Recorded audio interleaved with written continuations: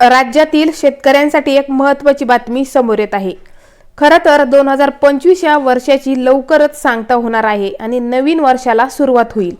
दरम्यान या वर्षाची सांगता होण्याआधीच राज्यातील शेतकऱ्यांसाठी एक मोठी आनंदाची बातमी समोर आली आहे। ती म्हणजे नव्या वर्षात शेतकऱ्यांना दुहेरी भेट मिळणार आहे। या आठवड्यात किंवा 1 जानेवारी 2026 रोजी राज्यातील पीएम किसान योजनेच्या पात्र शेतकऱ्यांना नमो शेतकरी महासन्मान निधी योजनेचा पुढील 8वा हप्ता दिला जाऊ शकतो। अद्याप याबाबत फडणवीस सरकारकडून कोणतीच अधिकृत माहिती आलेली नाही। शिवाय कृषी मंत्री दत्तात्रय भरणे कृषी विभागाकडून या संदर्भात कोणत्याच अधिकृत अपडेट आलेल्या नाहीत।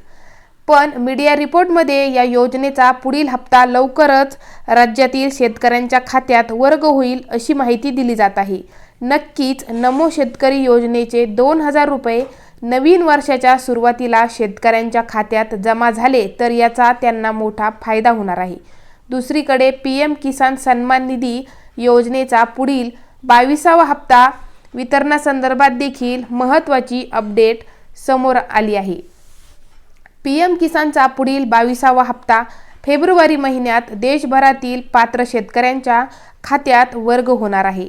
खरं तर देशाचे पंतप्रधान नरेंद्र मोदी यांनी 19 नोव्हेंबर 2025 रोजी तामिळनाडूच्या कोयंबतूर येथून 21वा हप्ता पात्र ठरणाऱ्या शेतकऱ्यांच्या खात्यात थेट डायरेक्ट बेनिफिट ट्रान्सफर अंतर्गत जमा केला होता। 21व्या हप्त्यापोटी देशभरातील 9 कोटी शेतकऱ्यांच्या खात्यात सुमारे 18,000 कोटी रुपयांचा निधी एकाच वेळी जमा झाला होता। दरम्यान आता पुन्हा एकदा फेब्रुवारी 2026 मध्ये पीएम किसानच्या 9 कोटी शेतकऱ्यांना प्रत्येकी 2000 रुपये प्रमाणे लाभ दिला जाणार आहे। चॅनलवर नवीन असाल तर चॅनलला सबस्क्राइब नक्की करा।